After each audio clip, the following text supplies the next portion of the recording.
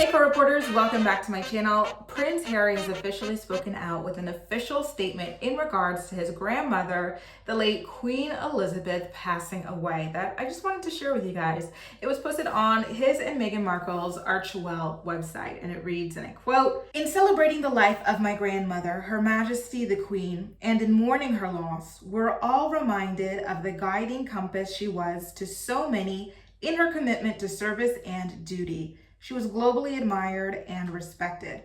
Her unwavering grace and dignity remained true throughout her life and now her everlasting legacy.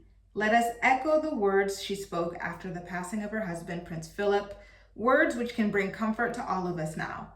Life, of course, consists of final partings as well as first meetings. Granny, while this final parting brings us great sadness, I am forever grateful for all of our first meetings, from my earliest childhood memories with you, to meeting you for the first time as my commander-in-chief, to the first moment you met my darling wife and hugged your beloved great-grandchildren.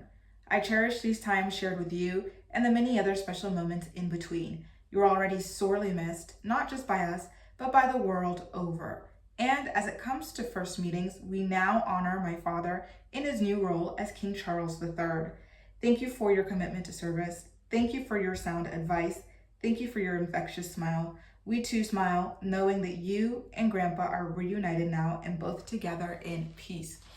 Oh my God, you guys, I feel like it's such a powerful, thoughtful statement that really did a great job bridging her life and her passing as well. What I really loved was when he kind of talked about, okay, well, we're talking about first meetings and final partings. And so now in speaking about first meetings, let's now honor my father in his new role as King Charles III. I thought that was so absolutely poetic of him to put together like that. And I felt like you really got to see her as a grandmother, not just the queen. Like, as a Canadian, I grew up with this woman on my money, like my whole life. And when you take the pledge to become a Canadian citizen, you are pledging to be faithful to her as well. When we look at our Canadian passport and stuff, we're reminded of her also, you know, and being part of the United Kingdom. So she really was just like, it's just so incredible. You know, when you read about like historic people and stuff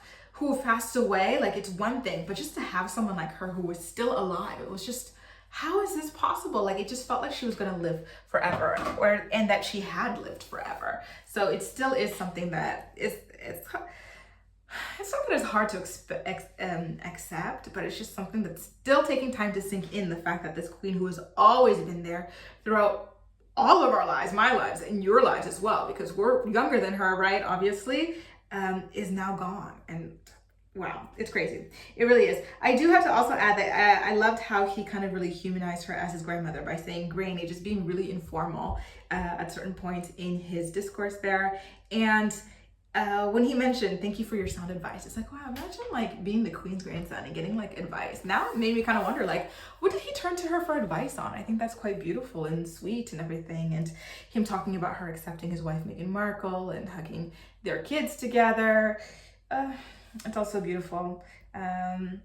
Listen, you guys, I will be live streaming the Queen's funeral next week, and I hope that you're able to join me for that. I think it's just such a huge part of history. It feels like a huge chapter in our collective lives closing, and I definitely want to join in that moment and share in that moment together with you guys. So stay tuned for the details on that.